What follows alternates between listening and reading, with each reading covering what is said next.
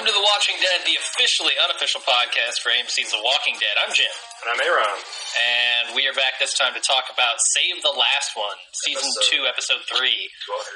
Yeah. Before we do that, we want to do a little bit of news. And I gotta say, the theme song, I still love it every time. Me too. It's really cool. We usually link this in the show notes if you're looking for the entire song, which is like roughly 4 minutes long. My brother's band called My Stereana actually wrote that for us, and you can find it in our show notes. So look there. Did you find it in our donuts? Our show notes? All right. C8, man. Sorry. So before we get started tonight with the recap, let's talk a little bit about the response to our last episode. We've gotten a backlash, man. We do. Apparently we can't nail the tone on this thing. The first time we were too negative. They come back and they say the second one we were too positive. Well, here's the deal. What do you want? I don't give a shit what they want. I'm just spitting my genuine opinion. Good point. Very good point. Now, the thing is, let's call a spade a spade. The first episode was a fucking mess. It was a rotten egg. The guts of 2 episodes that AMC execs themselves said, this ain't cutting it. They butchered it and smashed it together. Yeah. Had 2 really turds. Weird pacing. Don't make a golden egg. Right. So it's like, I will stand behind my opinion at the first episode. And the other thing is, I was disappointed in that the writers were just all over the map with the characters and their motivations. Mm-hmm.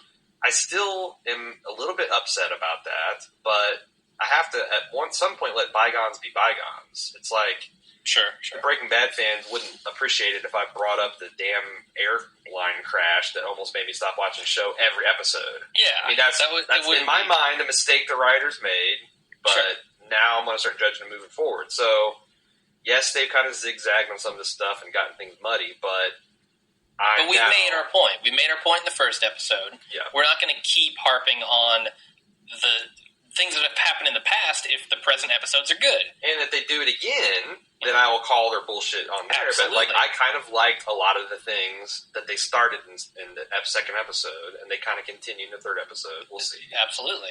And again, if you want to see me savaging The Walking Dead every Friday, I post my survival review Monday morning. Yeah, I had a lapse this week, but I post that, and it's getting pretty good reviews, pretty good reception and feedback. So yeah, people seem to like that. If you want to see me just completely talk about how brain dead and idiotic the survivors are, and critique every stupid decision they make, then tune in around noon on Fridays at baldmove.com. Definitely. Should we get to recap? Let's do it right now. So the episode opens up with Shane shaving his head. That's AMC shorthand for evil, right? It is. It typically is. I mean, everybody in Breaking Bad has a bald head, and everybody is evil. Yeah, try to think of a counterexample. Name one good bald-headed guy. On AMC? Yeah. Oh, I don't know, man. I can't do it. Even going into Mad Men. Well, there are no bald-headed guys in Mad Men. That's what I'm saying. So you're not going to find a good one. Anyway, so that seems to be code for this guy's going bad. Uh-huh. I don't have much to say about that scene. It's just him shaving his head. I shaved my head last year. What's that say? You've gone bad, but it's starting to grow back. So bald head is the new goatee. Yeah. So the next scene, Shane. There's this story about Shane stealing the principal's car. That Rick is telling Lori. Is it just me, or I did not get this story at all? And when I went back and I watched it again and I listened to what he was saying, it just makes Shane seem like a huge asshole. He basically went and stole the principal's car, rode it into a chicken coop, and put seed all over the back seats. Right. So the chickens would come in and do their thing. And he was talking about how it was the principal's prized car. This guy's an asshole. That's vandalism. That's not an entertaining story. That's funny because one of our listeners, Hannah, said that was her favorite scene this season. What? Because she thought it drove home the contrast between Shane, who's in a more lighthearted time, versus what he's become in a broke-down world. That, to me, is not lighthearted. Because Rick really built up, the principal's car, it was everything to him. He waxed it, he washed it by hand all the time. It was sparkling. It was his most prized possession. And then Shane just destroys it. Yeah, I mean, I got to say that, because I rewatched the first 3 episodes this last weekend. Uh-huh. And doing that, I kind of got this appreciation that the writers have, maybe not in the world's greatest way, but they've put this that Shane deep down has kind of a selfish, me first, asshole core to him. Uh-huh. That, you know, in good times he can kind of hide and you know, be a good guy and all that kind of stuff. Whereas Rick is almost the opposite, where he's got a more, you know, vulnerable, you know, closed off. That kind of sounds like I feel like contradiction, but he's got more of a mushy core that you're going to strip away and find, you know, this inner badass or this inner fire. You know, it's like kind of a contrast. What do you think about that? I definitely think you're right about Shane. There's that inner core to him, which we're starting to see much more now. Because even when he was talking about his girlfriend or maybe his fiance, about like he was being an asshole.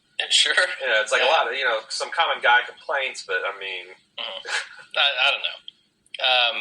Yeah. Okay. Anyway, I didn't like that story, so sorry to our listener. Next scene is Daryl and Andrew going to look for Sophia. I still don't know how to say her name. Sophia? Sophia? I care about her about as much as the writers do. Or as much as Carol. I don't care about Carol at all. No. And so we've got Carol in the car, and they're driving Norman Reedus insane. Carol's in there. Daryl's trying to sleep. Carol's crying her eyes out, and Andrea is fiddling with the clip for the gun, practicing her technique, keeping Daryl up. Daryl can't sleep, so he decides he's going to leave, which I think is a good idea. You got the woman weeping in the corner. You got to get out of there. See, I would have said I was going to go look for the little girl and then walk about 3 cars up, and you know, one that's like not as corpsey as the others, and then like locked myself inside and gone to sleep. Recline. That's a good idea. Find an old Buick. You know, it's got like a king size bed back seat. Yeah, you get the what do they call them? Bench seats. Right. There you go. That would have been cool. Do you have anything else to say about that scene? No. Okay, let's move on then. Shane and Otis escape from the gym. This was a little weird to me. How did Otis get up onto those bleachers? That's what I'm wondering. As close as the zombies were, and also, does it? Okay, I don't know. I have no idea. Although it looked like that there was just a staircase leading up to them. Like once because Otis didn't like jump down from the bleacher. Oh yeah, he did. Yeah, he jumped, and he got caught by the zombie, and then Shane jumped off the other side. Maybe Shane boosted him up. That's where he hatched his idea to kill the guy. Yeah. That's badass. Man, yeah, I don't know how he got up there, but whatever, he made it up. Are you a little annoyed by the show's uneven depiction of how fast the zombies can move? Not particularly. I think they were a shade fast in this episode. Maybe slightly. And they seem to vary. Like, the herd as a group seem to vary their speeds. Like, when they had the dramatic thing at the end where Otis fell down, or Shane shot Otis and he fell down and he was trying to get the bag. They were very slow there because they weren't that far behind them, but they weren't gaining on them that fast. Whereas this, they were literally sprinting away from these zombies, and the zombies were basically keeping up. Yeah, I feel like even a man like Otis and a full dead run should be about twice as fast as the fastest zombie. Yeah, that seems about right to me. Especially since when we read, back in when we called the Zombie Drill in the first season, we read like a writer's Bible, and they said something like that the fastest they can manage was kind of like a shambling fast walk. Yeah, and I mean, you've got to think, okay, Shane and Otis are kind of doing a shambling fast walk as well. Because Otis is just fat and Shane breaks his leg or whatever, or hurts his ankle. I don't know. I don't have a real problem with it. Honestly. So, okay. You know what I do have a problem with, though, is I have a problem with Shane constantly punching zombies in the face. That is such a bad idea. Why? Because he's going to get his freaking hand bit. All right, but if you have nothing better... I kick him in the face. Although he's got a shotgun in his hand. I guess you just put the butt of that gun into their head instead of punching them. You should, yeah. All right. Because you don't punch a zombie, especially near the mouth. I'll have to keep that in mind for the survival review. Bad idea. You're right, because if you just scuff your knuckles on their tooth, infection. Yeah, definitely. So once they escape from the gym, we go back to Glenn and T-Dog, who are arriving at the farmhouse. And Carl's in serious trouble. Yes. Carl's bleeding into his stomach, and it looks horrendous. Like when they take that sheet off of him, that looked bad. Mm-hmm. Like he was in serious pain. Mm-hmm. So they come in and they awkwardly say, "Hey, how's it going? We're here." And I was wondering, why. I guess they were just so focused on Carl, but Rick and Lori didn't seem to question that only Glenn and T-Dog were there. Like, where are Dale and Daryl and Andrea and Carol? You know, one thing I didn't get clear, I guess that was the very first time they'd showed up. Yeah. Because the way she said, like, did you remember to shut the gate? And he said, hey, it's nice to see you. Oh, the reason he said nice to see you again was because... She wrote in on the horse. That's right. Yeah. Okay. I just answered my own question. So that was the first time they showed up. Yeah, that was a little weird. Yeah. I didn't think of anything because I assumed that was like the second time they'd been back. Okay. So... No, but I guess they were too focused on Carl, you know. Mm-hmm. Kind of a big deal. Right. In the next scene, we get Daryl waxing nostalgic about his childhood. Very sarcastic there, because this is a horrible story. It's horrible, but also does a lot to soften him. Well, I was going to say, I thought it was an incredible scene, and they did a lot with very little here. Uh-huh. This is the kind of writing that I'm used to with like Breaking Bad and stuff. This was very, very good. Yeah, very short, concise, entertaining story that tells a lot about the character and fills in a lot about how he acts. Exactly, and it even tells us why he's so good at survival, because he wasn't going to be left in the woods again by himself, so he learned all this stuff. And then it connects him and Andrea. It's giving Andrea a reason to continue living, because she now has this connection with someone in the group, which she didn't have before. They did a lot with this, and I really liked it. You know, they got the phrase that you have to, what a man does is more telling than what a man says. And I think with Daryl, he's the less, I said in my review, less Pollyanna. What does that mean? Like, you know, these other characters are prone to make speeches about how you have to do this and how we're there for you and we care and all that kind of crap. Mm-hmm. But then when it comes time to take action, they leave something to be desired. Daryl, I have to say, is the most unselfish of all the characters because, like, every other character except for maybe T-Dog has a connection to the group at large. You know, they're his family or they were former friends or whatever. You know, Daryl has no reason to care about any of these dumb asses. Sure, yeah. Yet he's putting his neck out again and again and again for them. And he would be probably more capable of surviving on his own, I think. Yeah, if he was a 9-year-old boy and he got lost for 2 weeks in the woods, yeah, I would think that, you know... And he wouldn't have all these people making dumb decisions every time he turns around. They got back and fixed himself a sandwich. The story was so good. So good. The only thing that made it better is if he smacked his mama at some point. Sure. Slap my mama and fix myself a sandwich. Yeah. And it tells the backstory of Merle and his brother, I think. I thought... Or his father, rather. Yeah. Because Merle was in juvie and his father didn't even notice he was gone. Right. That's how little he cared. Right. Wow. Next scene, we get Lori telling Rick that she wants Carl to die, essentially. She's like, he's got no reason to live. Look at all this shit going on. Which is hard to... You know, that's a hard argument to refute. I see her point, but I still think she's insane for just wanting to give up.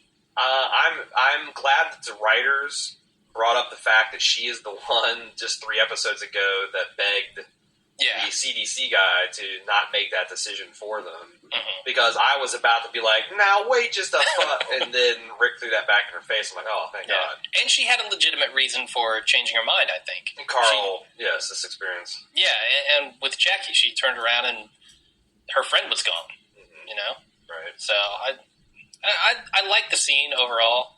I just don't agree with her viewpoint.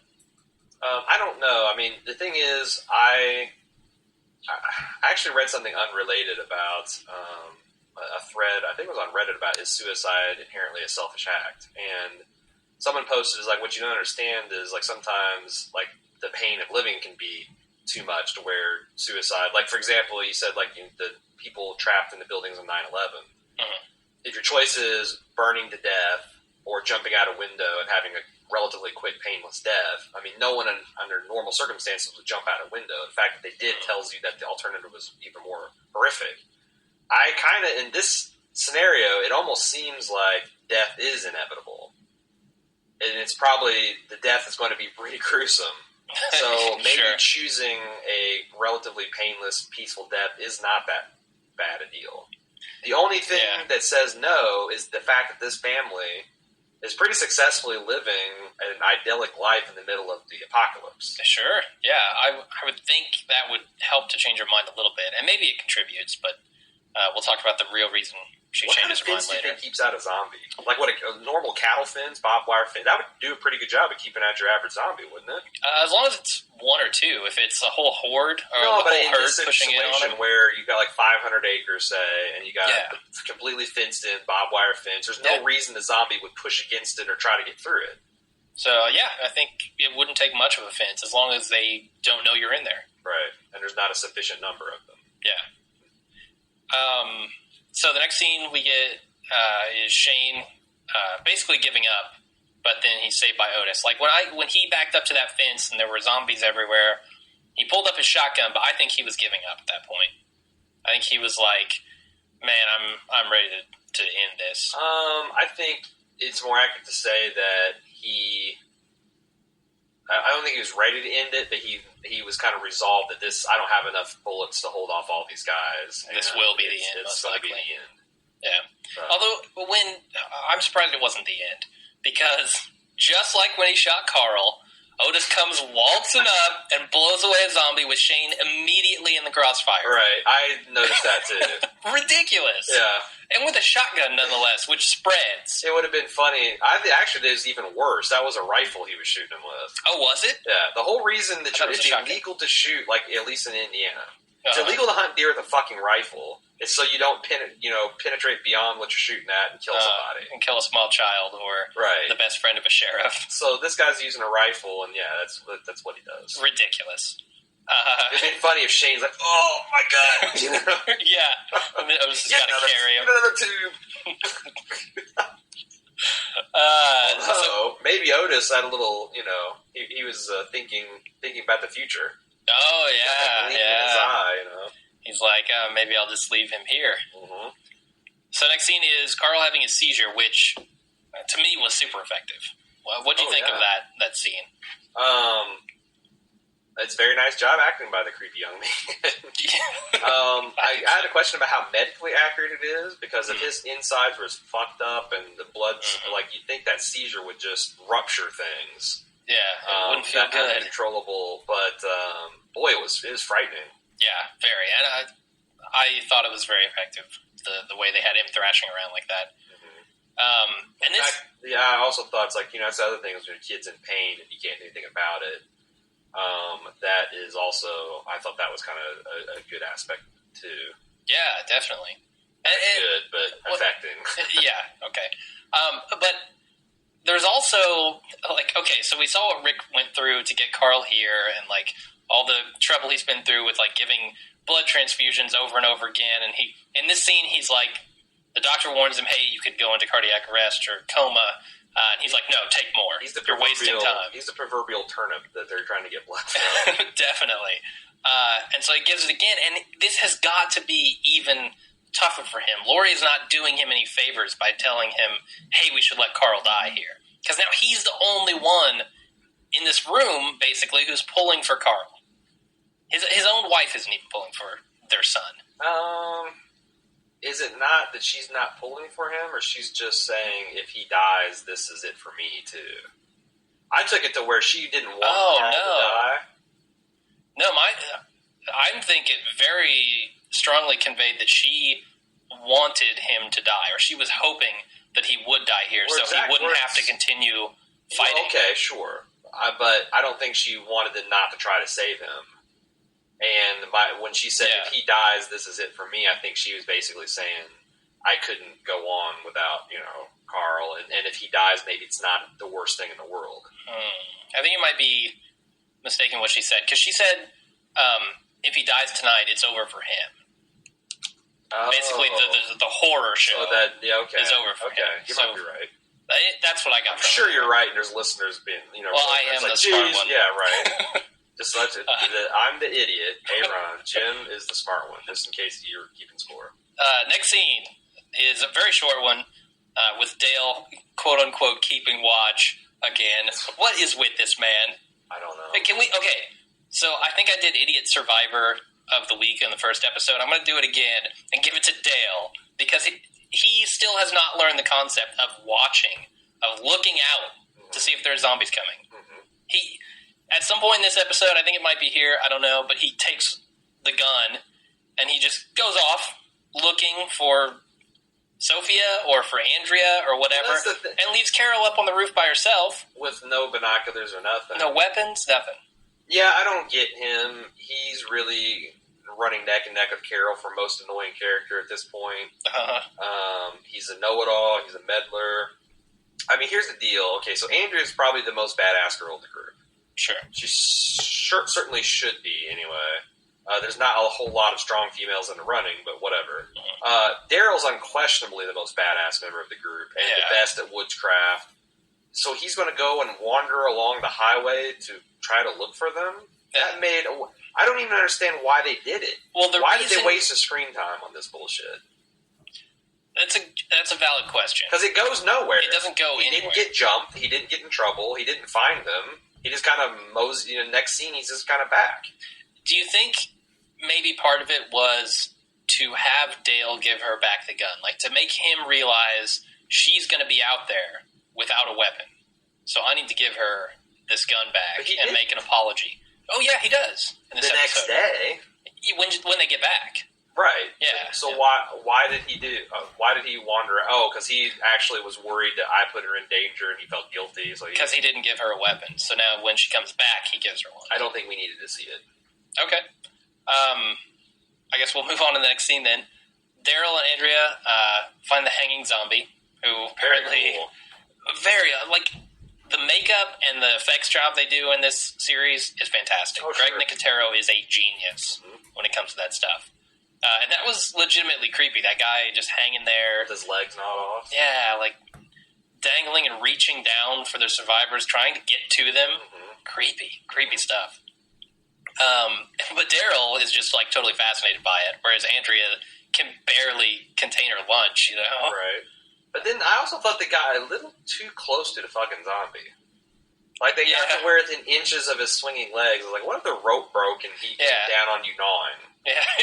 Like these people, it's like, I'm afraid of heights. So when I go to things like the Grand Canyon, I don't play a game of how close so I can get to the crumbling ledge so I fall the fuck over. I get like, okay, let's say I trip and fall. I want a whole body length away from the ledge. I can see the bottom just fine. I'm 6 foot tall. I'm staying 6 foot tall from the ledge.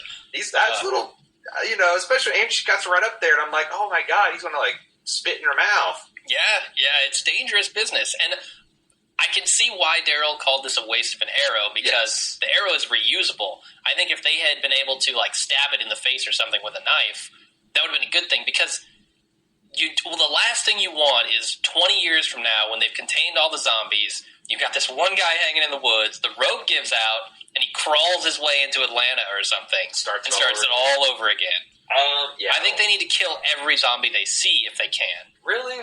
Yeah. See, I disagree. I think if the zombies are doing nothing and can literally not harm them, then there's no sense in wasting like you said, the rope could break, man. So? But you're right. They shouldn't have wasted the arrow. Right. And Daryl knew that. Daryl made a promise. He kept his word. I guess. Yeah. And now, did you think she actually answered the question? Because I do. I do too. She says, I'm not going to try to kill myself. I'm not sure if it's because I'm supposed to live or because it's a habit now, but... She gives the what answer, not the why answer. Yes. Yeah. But it's like him saying that didn't really answer it. I thought that was a kind of shallow reading of her answer. Yeah, which maybe Daryl's a little shallow there. I don't know. The next scene, back to the half-assed lookout gang. Dale takes off, leaves Carol without a weapon. That's this one. And he tells her to yell out if she sees a zombie. Right. Just start screaming. That's a good idea. Why don't draw them all to her location? Sure, yeah, that's a great idea. So let's get this clear. He's going to go out there to look for them, and so far, the extent of this man's people-saving skills is to threaten to join them in a suicide pact, and thereby guilt them from killing themselves. Yeah. That's the only way we've seen him save a person's life. And possibly by repairing the RV all season. Except for half the time he's apparently fake repairing because he decides that the group needs to stay here, so... What an asshole, man. Right? What an asshole. Although, I gotta say, if Carol does die, well, they can call off the search for Sophia.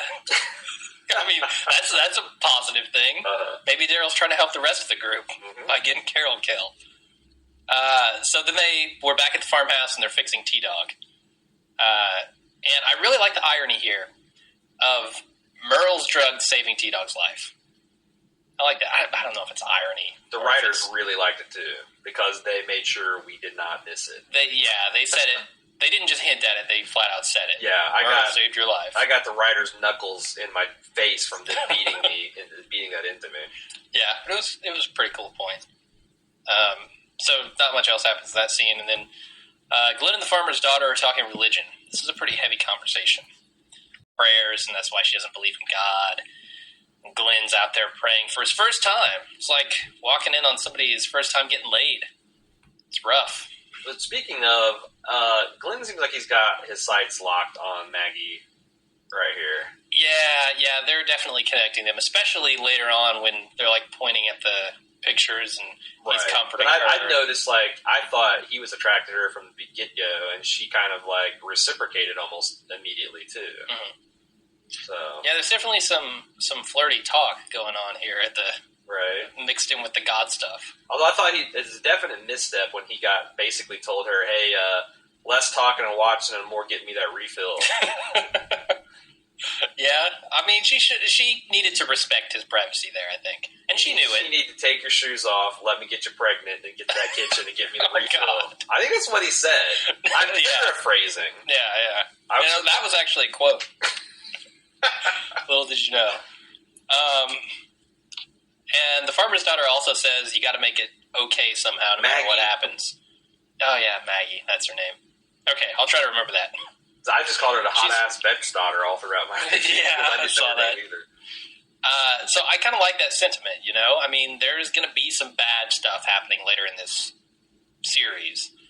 So you got to find a way to make it okay somehow. If that means praying to God, if that means killing a fat, self-sacrificing friend, if that means leaving a defenseless woman on top of an RV, if it means shaving your head, and working your buddy's wife, then you got to do what you got to do to make it okay. Next scene, Dale's walking through the card graveyard like an idiot. But here's the thing I like about this is they show him walking through the car graveyard, and you're thinking, this guy's going to get eaten, or at least attacked, right? And then they don't. I like that they don't consistently attack survivors who do dumb things. Yeah, because I was just thinking, when I was rewatching the series, that there's not a lot of genuine scares in The Walking Dead. Mm-hmm. Like, I can only think of basically maybe three scenes where I've felt tense or afraid. In the first pilot episode, when Rick was walking down that dark staircase with the matchlight that kept on going. Oh, dead, yeah, that was creepy. I'm like, oh god, he's going to get jumped. Mm-hmm. I think that when Carl was trying to get that cache or the cache of survival weapons from the corpse that should have been a zombie. Oh yeah, and I kept on waiting for it to grab him, and then when they were all kind of huddled underneath the vehicles, there's not a lot of genuine terror. Most of it is almost like action movie scares. Like, zombie jumps, you got to kill it. There's not a lot of tension and dread that builds up. That's true. Although I think the other one that I really felt was the scene where all the zombies are walking by the cars and they're that's what I said in the premiere. When they're hiding underneath the cars. Oh, I thought you were now that I talking think about of it, I also thought it was creepy when the guy's son, when their mom the zombie mom kept trying to get into the door, house. Yeah. And Rick was looking at her, and she was looking at him, and turning. That was really creepy too. Oh yeah. So, but for a zombie show, there's not a lot of big scares and a lot of dread and tension. I feel like the zombie genre fits into horror in a way that they can do a lot with it, but you can't constantly do all of it. You know, Maybe. You're going to have episodes where it's very, very tense. You're going to have episodes where there's a lot of action. You're going to have episodes where there's not, and there's just drama. Okay. But I think they're trying to do so much with this show that we can't get it every time. More scary. More scary. Yes. Next scene, Rick gives Lori a reason to keep living, which is Carl seeing the deer. What did you think about that reason? It's a great scene, but Lincoln's accent, man. I saw the deer. I mean, like, I can't even sufficiently butcher it. Sure. He saw the deer. It's the weird mix of British and twang. It just doesn't work. Which is weird because American South is basically just a really corrupted Cockney slang, isn't it? I mean, we came from these people. Sure, yeah. You think he could just drink. Yeah. He could just, like, take a couple shots of Jaeger and do a flawless, redneck accent. You would think so, but he's having a hard time with it. A very tough time, yeah. And I've said this from episode 1. I was like, man, this guy's accent is not good. And I thought it was because I knew he was British, but I don't know. I think it's just he's not doing a great job with it. But I like his point. I agree with his point. I consider myself an optimist, and I find that unless a person is clinically depressed or gravely injured or in very poor health, most people remember the good times over the bad. Yeah. And, even if you have to go through pain and whatnot, it's usually worth it because you can always come back from something, a setback in life, and from a bad experience and overcome. But death it's it. Unless you believe, afterlife, whatever. But if you die, you ain't living no more, and there's no way to come back from it. Yeah. Or unless it's as a zombie. So, I really liked his point that, hey, Carl didn't remember, didn't wake up screaming about a zombie on him or anything like that. You remembered the deer. Good scene, good writing, too. Yeah, very good. It was powerful. Let me drop a little bit of knowledge on you. Lori is actually supposed to be from the South. Her accent is non-existent. It's not that it's bad; it's just not there. Really? Yeah, she doesn't. Well, sometimes she does, but I didn't remember. I didn't notice it not being the scene because I probably failed to notice the absence of an accent. Mm-hmm. I more notice it when it's really bad. Yeah. So she just pulled a full Costner. She's just like, I'm not going to do it this scene. Halfway through the series, she's like, no, done. Next scene. Shane and Otis are counting their bullets, and Shane's down to 5, Otis is down to 4. Or, no, Shane has 6, because he got 1 in the tube or 1 in the pipe, whatever he says. Whatever, Dirty Harry, I don't know. And then Otis has 4. I was thinking, instead of turning around and shooting the herd, why don't they save their bullets for when they might need them? Because shooting the herd does nothing. The only thing I can think is if you hit the lead zombie and it causes the others to kind of stumble over him. Maybe, but man, that's not a horrible strategy. But yeah, they were far enough away from the herd that Shane and Otis could wrestle around on the ground for 30 seconds and the zombies not get to them. Yeah. So yeah, are we going to talk about the twist yet? No, we're going to wait till the end of the. We'll wait till the end where they actually twist us. But we'll go ahead and move on to the next scene. I have some problems with it. No. So in the next scene, Lori changes her mind and she chooses to operate on Carl, but Shane and Otis arrive in the nick of time so that they don't have to perform the super risky operation. Mm-hmm. And I don't know about you. I think you might differ in opinion here. I don't know about Reddit. I don't know about the internets. But I thought Shane was really good in this scene. What, really? Yeah. See, because I think Shane does good smug.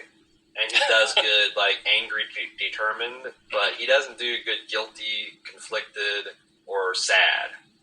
I think he did all three there. He looks like he's having some sort of, I don't know, epileptic pre-seizure. Yeah. Like he just kind of twitchy and gaping. I don't know. I didn't like the portrayal. A sympathy seizure for Carl?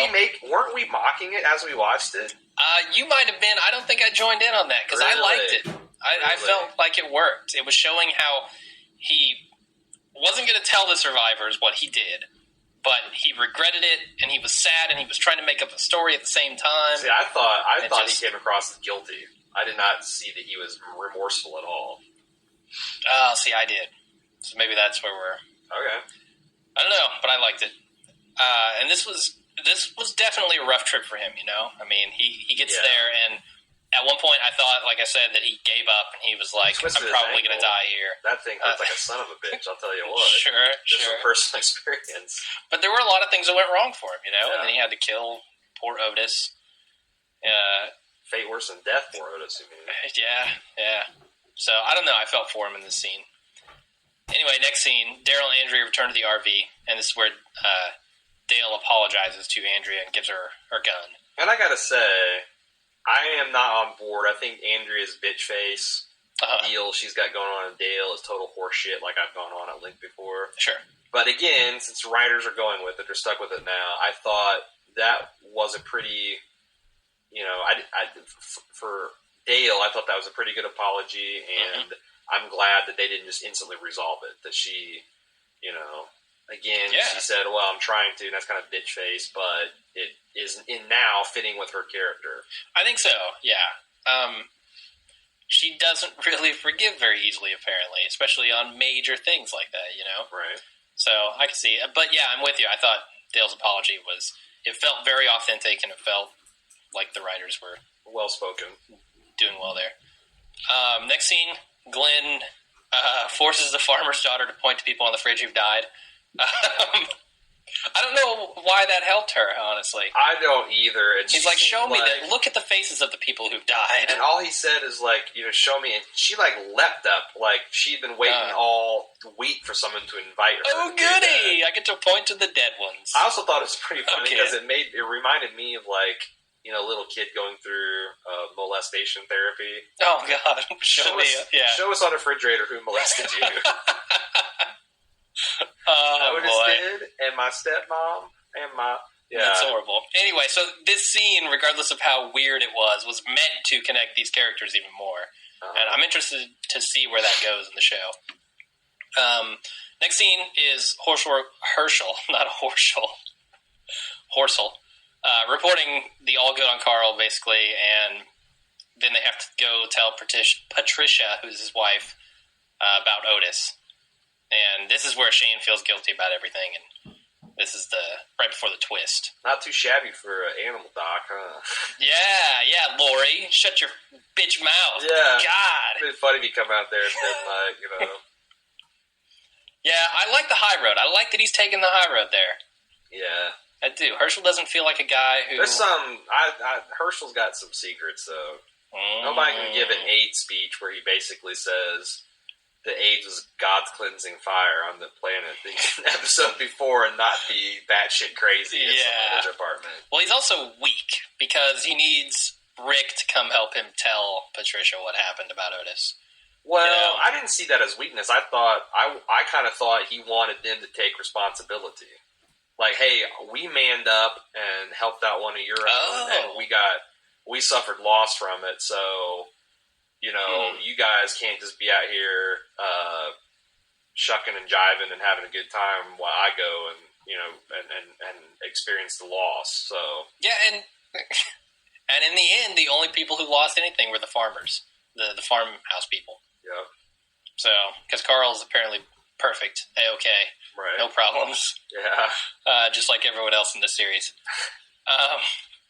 Yeah, he'll probably be out running chasing deer next episode. Like probably. T-Dog, severed an artery and lost 5 gallons of blood, and then was up, bullshitting with Dale the next scene. And Rick actually didn't look too bad for a guy who may or may not have gone into cardiac arrest in a coma. Right. Like, he wasn't looking too shabby. Right. Just a little orange juice. He needs some orange juice and cookies. But Shane's going to be looking pretty shabby next episode because he's about to put on Otis's old clothes. I can't wait for that. I want to see what Shane looks like in a size 50 shirt. Or it's going to be ridiculous. There's like something out of Pulp Fiction where he's wearing a University of Santa Cruz Banana Slugs t-shirt. Yeah, absolutely. But of course, they really, really want to make Shane know he's an asshole here. Because like everybody, the show is rubbing it in his face. Like she gives him the clothes and says, "Hey, these are Otis's." Yeah, I didn't have to tell you that, but I'm going to. Which seemed since she didn't know that Shane killed Otis, that seemed kind of over the top. Like that was kind of sort of like Carol, like, exactly. Oh God, I hope my sister I hope my daughter doesn't turn into a zombie like your stupid sister. Oh, yeah. I'm sorry, did I say that? That was a little much, I thought. Sure, I'll give you that. So then we get to the twist, the final scene where Shane is shaving his head and he's reliving the escape. And it seems like he shaved his head just so he wouldn't have to answer questions about the tuft of hair that got ripped out of his head. Either that, well, I was going to ask you, why does he shave his head here? Do you think it's because of that, or do you think it's because he realizes, hey, I can get in trouble if I have hair and people are grabbing it? No, I think it was to hide the fact that he had hair missing from his body, and then they would even be like, did you get bit by a zombie, or did, they would say, what the hell, did you get in a scuffle? Yeah. So I think he did that. I mean, because why else would he potentially draw more attention to his earlobes? I didn't even think about that. Unless he had to. They're going to be enormous. I mean, now that the ratio is out of whack. The hair to lobe ratio. Did you like the backlighting I loved it. Globes. They were like glowing like in Cosmic Bowling, man. They were like neon disco. Boom, boom. Yeah, it was awesome. I like that a lot. I do have a couple of other questions about this scene, because this is kind of the piece of the episode that the internet latched onto and is starting to pick apart. Okay. So why do you think Shane shot Otis? That's a good question, because I don't understand either. I mean, I think he shot Otis because I don't know. I think he thought just go with your only gut. One of them could get out. Okay. And Shane decided he had the best chance, or fuck Otis, I'm going to get out. Now, why did he shoot Otis in the head? Well, that to me is very easily explained, because the zombies wouldn't go after a dead body. I don't believe that. I do believe that. I think you throw I think you throw, because here's the deal. They showed the soldier in the woods hung up by his neck. Mm. Zombies won't eat other zombies. Sure. They showed that. His legs were gnawed off. Mm. So apparently while he was swinging dead, zombies stripped off the flesh. I think that a freshly killed, bleeding out, hot blood on the ground human would beg, just like the zombies swarmed all over that dead horse corpse. I mean, that wasn't a corpse. It was alive to begin with. Yeah. But by the time they were, Rick had gone in the tank, it was long dead. And they were eating. They were still completely swarming over it. Sure. So I think that it's the fresh meat, not that it's still. It's not like they stop eating a person after after they die. So do you think it's just asshole Shane being an asshole? Like, I'm going to shoot you and leave you wriggling here? The thing is, I got to keep in mind that Shane doesn't know all the rules about zombies I do. That's true. So he could have assumed, because he didn't see the soldier in the woods, he didn't see the horse experience, he doesn't know anything, Shane's kind of a dumbass. Maybe he thought that it had to be alive. Okay, that's a valid point. That is, Shane is going to be impossible for me to feel sympathy for. Yeah. Like, he is an attempted rapist. He didn't, I don't think, had necessarily the best motives for, abandoning Rick to die. Raping Lori. Raping Lori. Not very good motives Or there. basically, starting to have sex with your best friend's wife before his corpse is even cooled in the ground. Yeah, creepy. Yeah, I mean, I think this dude has got this, selfish, it's all about me core, and the zombie apocalypse is sandblasting the nice part of Shane away and revealing that. Along with his hair. Yeah, I'm with you there. I think down to his evil lobes. I think, like you said, Shane is at his core a very selfish guy, and I don't see his transformation here being necessarily to an evil guy, just to a way more pragmatic and self-centered guy. Like, I'm going to keep everyone alive as long as it doesn't cost me personally. And I think he's going to be more effective at making intelligent decisions now. I think they're kind of turning him into a survival machine, similar to Daryl, except maybe without Daryl's nice guy. I don't know, man. Conscience. I can't excuse what he did to Otis as pure survival instinct. Not purely, no. It was partially selfish, like I said. Yeah, I mean, you could argue Otis would have the better chance, and Otis had already saved his fucking bacon once. Yeah. So, I don't know. I like where they're going with this, because I almost see that he's going to be, because I think he was closer to pulling the trigger on Rick from, episode 4 than, because basically Dale came up and what the fuck are you doing? Yeah, I think Dale caught him in the act of killing Rick, right? Honestly. And maybe he'd regret it later in this thing, but, I like the fact that this, I don't want to see him being nice guy anymore, and I kind of want to see him as becoming this rogue, unstable element in the group. He might be, and we kind of all thought that was what Daryl was going to be at first, right? Yeah. Which is interesting that he's now turning into the nice guy that Shane wanted to be, whereas Shane is now turning into... He's the fucking guardian angel of this group. Yeah, he's the thing keeping them alive, I'm sure. Yeah. So, anyway, that's the episode. I wanted to real quick go over the kill of the week. I think the kill of the week this week goes to the zombies when they tore Otis apart. I think that was freaking awesome. Man, was that his cheek they bit off? I don't know. His nipples or something? Yes, it was bad. Yeah, that could have been any part. The guy's pretty big. It could have been anything. It's ass cheek. Yep. So that's the kill of the week. He's got enough to feed the needy. Do you have anything else on the recap, or should we go to listener feedback? I was going to. I was going through my other thoughts section, but no, I think that does about it. Okay, great. Let's do listener feedback then. First of all, I wanted to give a shout out to Danny from London, who sent us an awesome short film that tells a surprisingly sad and melancholy story with a zombie as the protagonist. Oh, and I don't mean that in the sense of it's the hero. I just mean that the point of view is from the zombie. Yeah. It's really like if you like the Dead Alive trailer, I think this is way better than the Dead Alive trailer. You know, the one with the little girl. No, I never saw the trailer for that. Oh, okay. Well, it was kind of an internet sensation. I don't see how you slept through that being a zombie. Totally slept through it. Whatevs. I haven't actually watched this video either. I have it pulled up here on my screen. If you want, it starts with an I. If you want to see it, I put it on our Facebook fan site at facebook.com/baldmove. So there's an incentive to like us. Yeah. Daniel WB, a resident professional podcast critic. I don't know why you say WB so weird. WB. I'm trying to come. Is it because of we have the channel, the WB? No. Shut up. Let me do the feedback. All right. Your observation, and all these are for the previous 402. Okay. Until I say otherwise.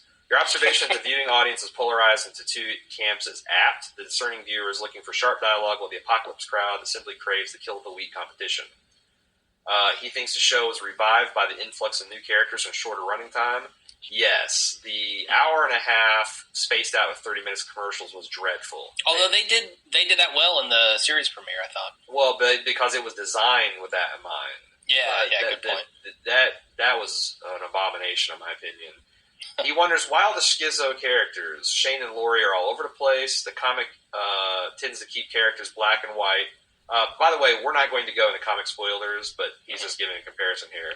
The comic tends to keep the characters in black and white. That's because it's a black and white comic. Oh, good one. Oh, zinger. While the show suffers from multiple writers, directors, and a diverging vision. Last season, Daryl's a redneck, but after a drive through the woods, he's a sensitive Zen master. Why does Laurie jump so ugly on poor Herschel, who's just trying to help? She should be directing her venom at Otis. Otis wasn't there, so I think Laurie has kind of maybe an anger control issue. Probably. She seems to be the one to pop off at just anybody. Yeah.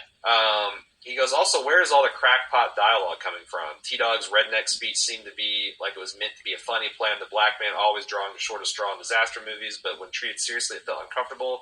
Then Herschel goes off on his head in the sand cleansing speech. I think that T-Dog speech was supposed to be uncomfortable. Yes, I actually enjoyed it for that reason. Yeah. And I was with Daniel there. I thought they were trying to play it for, shit, I'm the token black dude, of course I'm going to die. Yeah. But then when they got all racial and, kind of cultural up in there, I liked it. I, too, did not like Herschel's speech about, cleanse yourself. I just thought it was oddly articulated, and the examples he gave were borderline offensive. Okay. Total Pat Robertson. Sure. Rick K says, personal plea, please don't hedge your criticism of The Walking Dead because of negative feedback from the fanboys. Oh, don't you worry, Rick. We are going to keep spitting the truth. Yeah. Whether you really were half drunk or not. Point of fact, I was. I did not want to do the episode. I'm like, this episode is shit. I don't like it. And Jim's like, well, what if we pour a bunch of your favorite beer and you can drink it while? And I'm like, okay, you bribed me. So yeah, I was aggressively lit as the episode went on. Your episode 1 podcast was so cathartic for me because you voiced a lot of the same criticism of The Walking Dead that I have, but so many people either just seem to gloss over or not pick up on. You seem to back off that stance in the second podcast. In our defense, I think it's because we, number one, got over our preconceptions in episode 1, and number 2, it was a much better show. It was much better. Even if it wasn't 90 minutes or 30 minutes of commercial, even if it was just the omission of all that bull crap, it was better. Yeah. But I thought it was tighter, and the directions they're taking the characters in were things I was interested in. Also, I got to say this. I really think that they should find whatever way possible to split up the group. Because then you can have the quiet moments and the tent zombie stuff with the other group, and it just seems like it flows so much better. That's what's worked so well in these last 2 episodes. Because the other thing is when they're all like a group of 12 or 15, all the other guys just basically have to go along or do something stupid to get noticed. Where if you break it into groups of 2 and 3, everyone gets a kind of moment to shine. Yeah, I think if they're going to do scenes where all of them are together, it needs to be an outnumbering amount of zombies. Right. You know, like where they're just fearing for their lives. There is a much more interesting podcast inherent in discussing why the show fails on so many levels than in saying, oh man, the zombie blowed up real good.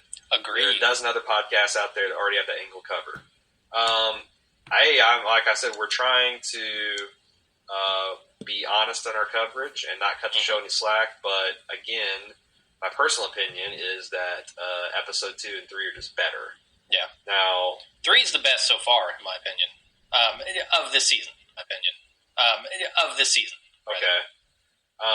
So, and again, it might have been that same afternoon I watched episodes 1, 2, and 3 of the first season and thought, like, wow, these were better than I remembered.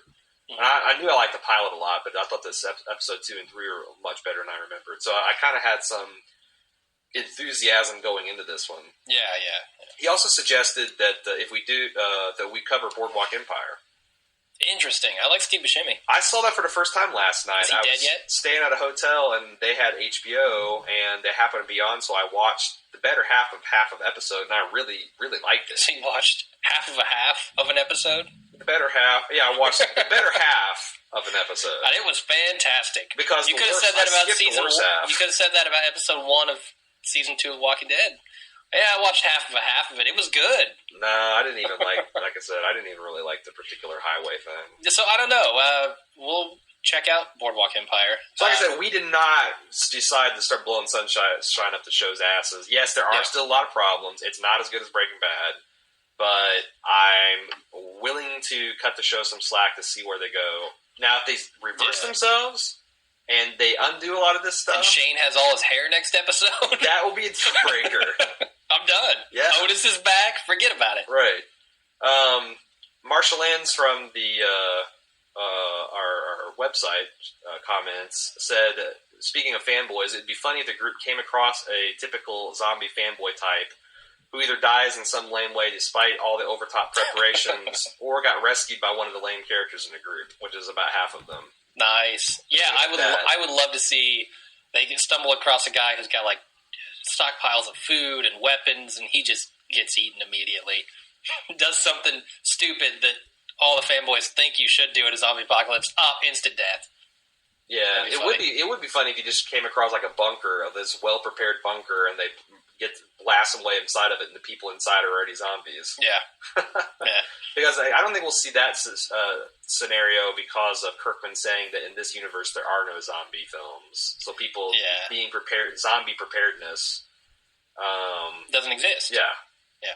Anyway, Scott T says, one thing I see different is the whole Shane and Laurie arc. Shane is completely wasted when he tried to take advantage of Laurie at the CDC. I agree that there should be more of a rift between the two, but then I can also see Laurie semi-forgiving him because he was drunk. It seems like she has, but I don't. I mean, I don't care how drunk. I've never been drunk enough to rape somebody. Yeah, me either. And, I find that I'm just going to leave it at that. So, good idea. If you think you might get drunk enough to rape someone, don't fucking drink. Yeah. Okay? Yeah. Wear a chastity belt. Give your friends the key. It's not an excuse or a reason. I was drunk. Right. So anyway, he continues. Also, Daryl does say that the bike is his brother's. He says something about showing some respect and not putting towels on his brother's bike. Previous season. True. We totally overlooked that, yeah. He says, I also can see Merle being a leader of a marauding biker gang that shows up later. That would be crazy. Awesome. I think, yes. A la Dawn of the Dead, the original. I totally think he's going to show up in exactly that fashion. Savini comes riding in with the chopper. Yeah, his gang. He's going to...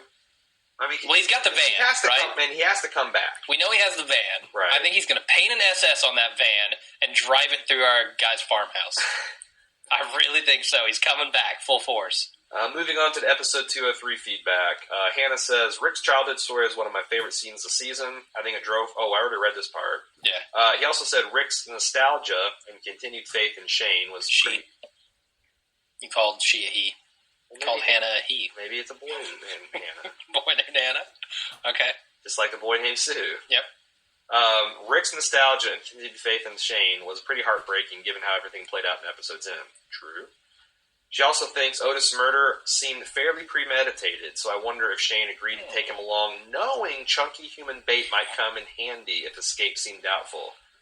Wow, that puts a whole another level of asshole to that whole scenario. Yeah, that's pretty rude, Shane. Either way, it was a really interesting development, and I'm looking forward to see where they go from here. Me too. Michael M., lukewarm on the show, maybe even pessimist. He said, the show seemed to be another placeholder for me. I was disappointed. Save for the hanging guy, it seemed to miss on all cylinders. Whoa. Too much aimless meandering at the high school. Wow, man. They did cut back to it like 4 times. Yeah. So I see where he's coming from there. It was a little, just barely too much at the high school. I think you're right. Well, they could have eliminated one of those set pieces. Which one, though? Because I could see them actually including more. Like, what happened with the gate? Actually, all they had to do is eliminate the thing in the bleachers. They could have had them shown running out of one to exit into the parking lot, or at a T junction at one of the hallways, say, let's split up and you cover me and I'll cover you and we'll meet back up, and then Shane could have sprained his ankle. I don't know, but it did. I agree. It seemed like there's too much. Just a little bit too much. A little bit too much. Said, I also didn't like the philosophy and weakness of Lori, and I think Rick's attempt to encourage her was half-hearted. Carl getting better or worse than better seemed a little more manipulative than necessary. Same with Shane, honestly. Is he a good guy or a bad guy? I think he's a bad guy now. Is his personality so affected by the terror within the apocalypse is becoming transformed as events gets worse? It makes him an interesting wild card, but please don't try to convince me he's a decent guy anymore. Amen. Yeah, do not try to flip this on us. If the writers come back and try to give him another heart of fucking gold, I'm going to melt this microphone. All right? That's my pledge to you. With his heat Michael. breath. Yeah. Dale can't qualify terms when giving the gun back. He is rapidly sinking from his wise sage status to a meddling bit player who no longer does anything important within the storyline. Amen. Honestly, again. I don't think he was ever wise. Just because he told some fucking story about a stopwatch or a person's watch. Yeah. I never liked that character. I can see his fucking smarmy, smiling face reminiscing about a fire as the zombies were about to eat them all, and I just don't like him. I liked him at the beginning when he said less. now that, or when he acted less, I guess. Because now that he's out there doing things, he just seems to be a character I don't like. I like this next thing he says. Do you guys ever wonder who may come back as a walker? Maybe Jim, Merle, or now Otis and Sophia? Or do they only need to do this once to satisfy the curiosity like they did with Amy? I think bring them all back in a group. I actually said this, did I not? That I think Lori is going to come back as a zombie, and that's why they cast her so fucking skinny. Yeah, because she's exceptionally skinny. And when I've seen all the makeup, they always say that they try to find gaunt people because they are able to attach appliances in a more realistic, they can kind of build up and not look like their face is puffy. Yeah. I could totally see her with zombie makeup on. For sure. I think that might be why they cast her. She is a bone, man. She is real unhealthily skinny. Mm-hmm.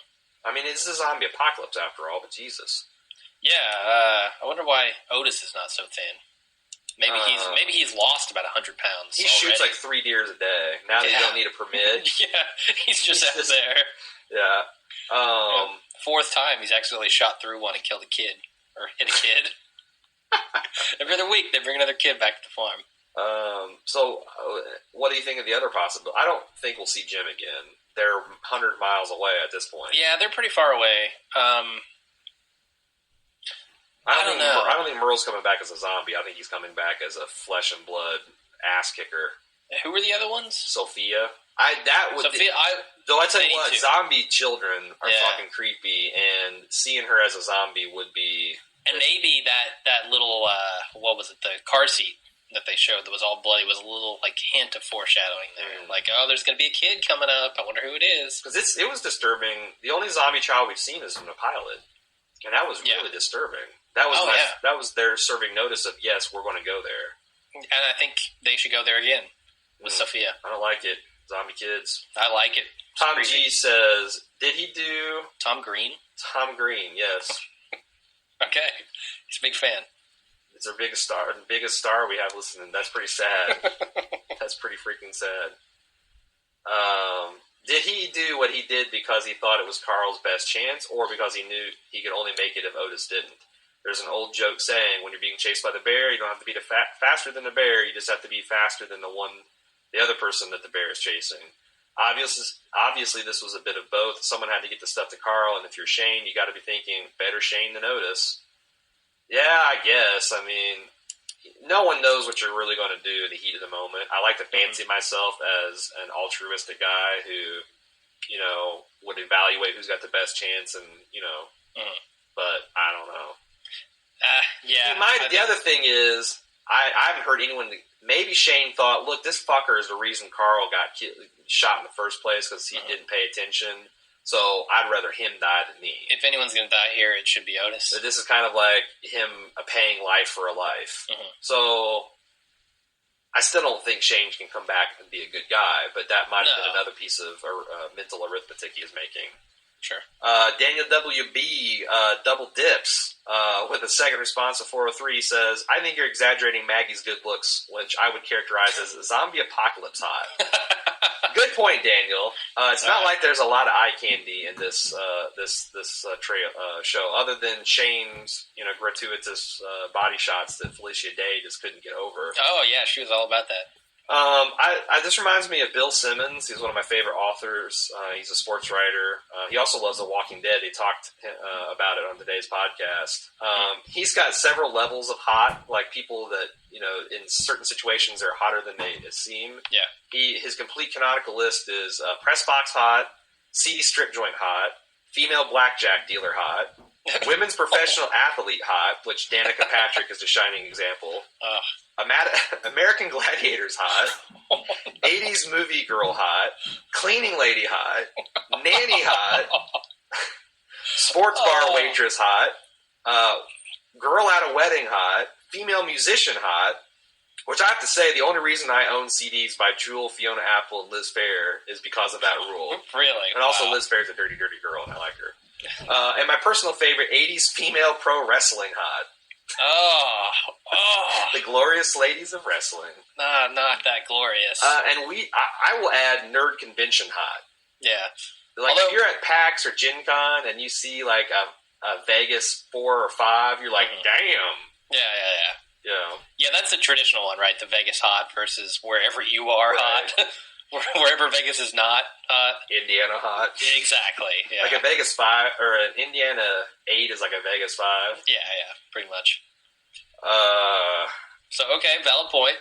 So, he thinks also there's way too much fuss about the gray moral area that Shane inhabits. He's clearly a douchebag. He must have had at least a high ankle sprain from the dramatic 2+ story drop, so he didn't necessarily represent a speedier escape option with that limp.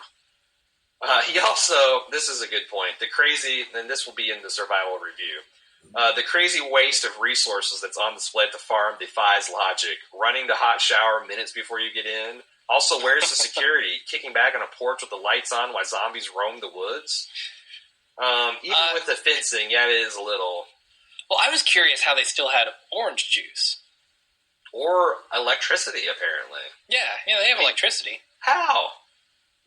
That's what I'm saying. How? So they might have a generator, but newsflash, that shit runs off of gasoline. Yeah. Mm-hmm. So, and that's what the group was doing at the beginning of the series, was running a generator to power everything, including their iron. Right. Like, talk about ironing clothes in the zombie apocalypse. That was Fuck? retarded. Yeah. But then again, she's getting beat by her husband, so who knows? Yeah, he was probably the jackass telling her to R word, which we're going to get to here in a minute. We will. Why don't we go ahead? It's going to be a tough one to get. He says, if you came on a little girl during the day, why on earth would you attempt to search in the dark? To get away from her psycho bitch mom. I think that's the only reason they did that. Carol is useless. If anyone should be walking in the woods at night, it should be her. Agreed. Yep. I think that's what Daryl should have suggested. Why don't you get out? Here's my crossbow. No, shouldn't give up the crossbow. Here's a machete. You go wander the woods. Here's the pocket knife I was going to give Andrea.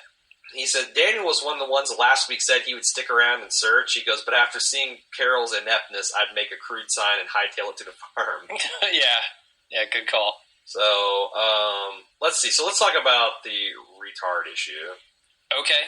Bradley P., which I guess is the guy who gave the 1-star review on iTunes. Shame on you. My use of it. Nah, whatever. You got us a 1-star. While I agree with you that going the PC route over everything doesn't really get us anywhere, I think a different word can be used. He says, while I'm far from PC myself, I think my issues with this come from my personally being someone who's gay, but far from being stereotypically gay. I hate hearing people throw around terms like homo, fag, etc. when they may be referring to someone who's gay. It's still not something that brings me down. Just please substitute fucking idiot, fucking dolt, asshat, or stupid instead of using the word retarded in the future. Well, here's my thing. I don't think it's an apples-to-apples comparison, and I'm going to try to cut down because I don't want to be offensive needlessly, but I've been thinking about this a lot, and if you look at the word idiot, it is a synonym for retarded. So it's like, if I walk into a gay bar and I say, wow, this place looks pretty gay, no one would say, what the fuck, Aaron? Yeah. Now, if I was thinking that my friend was doing something stupid and I said, stop acting gay, I'm taking the word gay and using it as an insult, full stop. Mm-hmm. But if I'm describing something, like if I'm at a gay pride parade, and I say, wow, that float's pretty gay, that's the gayest float I've seen all day, that's not really a misuse of the word. So if something looks fucking stupid and you say it's retarded, I don't understand, because, going back to our friend, if I would be a dick if I called him to his face, or even behind his back, if I referred to him as an idiot, or a retard, or an imbecile, or a moron, I would still be an asshole, whichever label I use. Why is retarded, which is a perfectly valid word to use for something, retarded or mentally deficient. Why is that the bigger insult? I don't get it. I can try to stop using it. Yeah, I mean, so far I haven't done a very good job. I'm going to mostly sit this one out. The retard is not a word that I typically use anyway, so I'm not too worried about slipping up and saying it. You say it all the time. I do, all the time. So I'm just going to sit this. You said it on the air. I'm going to let you take all the heat. This is the last I'm talking about on the cast. I am going to try to stop using it. But just I can't do everything because one woman asked me to stop saying Skylar's fat. Yeah. In Breaking Bad, I'm like, if sorry. She's fat, she's fat. I'm sorry she is, and it's funny. We called Otis fat all the time. We called Otis fat. I make fun of Shane's earlobes. I posted my face, so it's like you can say that you can make fun of my receding hairline. And we made fun of Aaron Paul's jawline. Yeah. And meat-eating man. If you look, and Lori being Skeletor, if you look funny, we're going to call you out on it because it's funny to do that. But I don't want to be offensive just for the sake of it. So I will try, as a personal favor to you, Bradley, I will try to curb my use of the word retard. Great. I think that's all the feedback. Should I initiate the outro sequence? Yeah, let's do an outro. Before we go into full outro mode, I do want to say thank you to all the people who have left us reviews on iTunes so far. And we're going to try to make an iTunes push here. Like we did with Breaking Good. That got us into the new and noteworthy section, which really helped get the word out about the podcast. Yeah, so the way it works is if we get lots of reviews and subscriptions, that's also part of the algorithm. So if you haven't subscribed to us on iTunes and you have iTunes, we don't even care if you listen, but just subscribe to us. It helps us rise up in the ranks of new, notable, and noteworthy casts, and that gets us more attention. And the whole reason we're doing this is for people to hear it. Yeah, and get more feedback and all that kind of stuff. So if you like what we're doing, that's a great way to support us. Yeah, so I want to try to goal. I want to set a goal. We've got 34 as I looked just a few minutes ago. I want to try to get to 60. Oh, that's too high. Well, see, last time on our last podcast, I tried to do it 20 increments of 20, and they blew us away. Our fans were just too on it. Yeah, but studies show if you set too high a goal, and it's psychologically damaging to set a high goal and miss it. It's better to actually set an easy, attainable goal and smash it. 35 is the goal for this week. Let's crush that one review goal. Well, that might be a little low. You can do it. I know there's one of you out there. All right, 60. So that's the goal. I'm good for at least 10 sock puppets. Great. I can make up the difference. So why don't you do our official feedback? You can find everything that we do on baldmove.com. Please send us email. We will read it at watchingdead@baldmove.com. You can find us, again, we're consolidating all our social media to our Bald Move fan sites at facebook.com/baldmove and Twitter @baldmove. I'm not maintaining the Watching Dead going forward, so it's just getting too much and there's too many sources of feedback. But we try not to spam on our main accounts. So. No. I mean, you'll be lucky to get 2 things from me on the Sunday of Walking Dead. Yeah, and then a couple throughout the week. Yeah, so please support us by leaving 5-star reviews on iTunes, subscribing, as Jim said, and also you can help us keep our lights on, our disc spinning, and our bits flowing by using our Amazon affiliate link at amazon.baldmove.com. How that works is it costs you nothing. You get the same pricing, same great shipping options, the same great item selection, but everything that you purchase, a tiny percentage goes to us. Yeah. So if you want to send, buy someone the Walking Dead gift set, DVDs or Blu-rays for Christmas, if you're wanting to get the zombie nativity calendar or zombie oven mitts, or the Australian soap conditioner, the kangaroo stuff. What? Whatever you buy on Amazon, use amazon.baldmove.com. Yeah. It does help greatly defer the bandwidth, which is expensive. Yeah, surprisingly. Thousands and thousands of 40 meg podcasts cost a lot of money to transfer. Turns out, yeah. That's all I got. We've got a little bit of spoilers to talk about after the music. And that's it then. Until next time. All right. I'm waiting for you to go. All right, well, I'll go then. Dance monkey. That's it for this week. Thanks for joining us. Until next time, I'm Jim. I'm Aaron.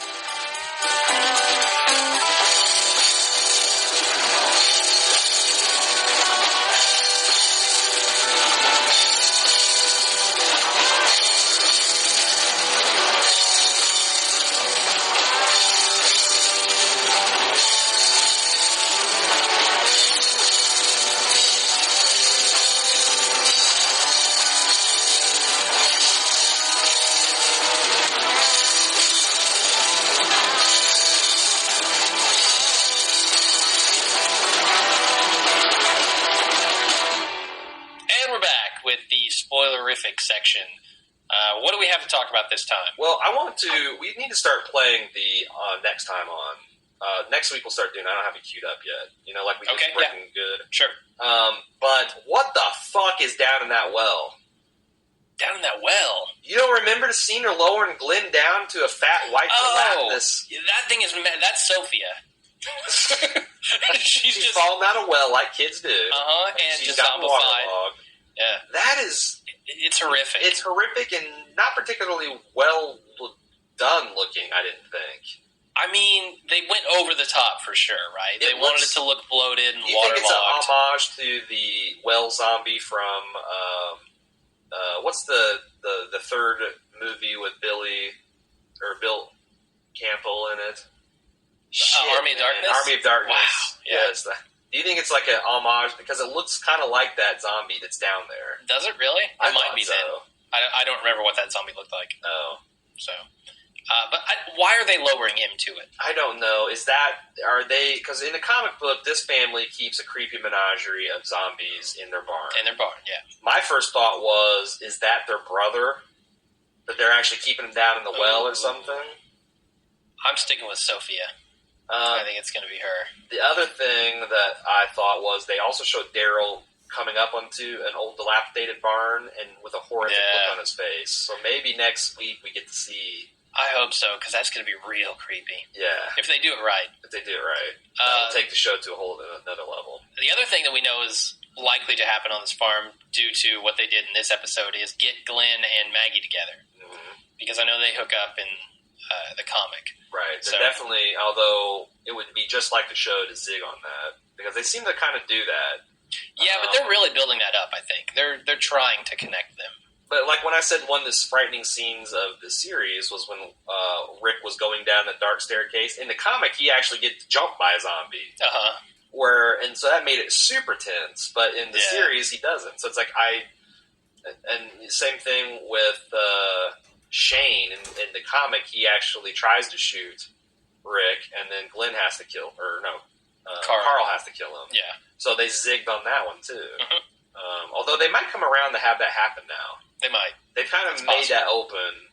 I have not actually read past the farm sequence, so I didn't even remember that Glenn and Maggie hooked up. Okay, well, I'm interested to see some later stuff that happens, but yeah, so Glenn and Maggie are doing it. In a zombie apocalypse, do you wear a condom? Or you just bareback it and say, well, fuck it? It depends on your situation, I think. If you're holed up in somewhere and you know you're going to have to move, like within the next year. Oh, so you're thinking from a strictly reproductive standpoint. Yeah. You got to repopulate the human race, though, don't you? Exactly, that's what I'm thinking. But if you think 8 months from now we're going to have to all lift up and go, that might not be a smart move. You might want to wait a little while. What do you think about the fact that they have still not addressed what Jenner said to Rick at the CDZ? At this point, it's okay. If they don't next episode, I'm going to start to be like, I'm kind of convinced that she has to be pregnant. That's how it goes in the comic, right? I don't remember, honestly. I thought that she is pregnant in the comic. She might be. I don't remember. But yeah, they need to deal with that because I'm losing interest in it. Honestly, with the stuff that's been happening, I don't care so much what he said. Well, I'll go so further than that. Is like, despite the profuse praise, I guess, that we've heaped on the show, I really only care about Rick, Daryl, Maggie because she's hot, Glenn, and to a much lesser extent Andrea. And only if she gets her shit together in the next episode or two, because I'm really finding her annoying. But I like the potential for her to be a very tough kind of action girl. And I can see that actress pulling it off, too. Yes. She looks like she could really get gritty. Right. Although, she's the ugliest pretty person I've ever seen. Oh, God. Like, she's... No, like, she's obviously good-looking, and I've seen pictures of her, like, out of the series where she's good-looking, but, like, when she is portraying grief, ugly. When she smiles, ugly. When she is angry, super scary ugly. This poor woman. Okay, all right. So, there, I got that off. That's off your chest. Are we ready to call this thing to a close? Is nice and loosey-goosey. I don't outline it. We just kind of talk. We don't have an outro. We just cut the show off. All right. It's like completely casual. Yeah, this is what it's really like. We bareback the spoiler section. Oh, God. How's it feel, listeners? It's sloppy. Yep, for their pleasure. Okay, that's it. Edit all this out. Yeah. All right, then that's it for the show. Yes, it is. See you guys next week. Bye.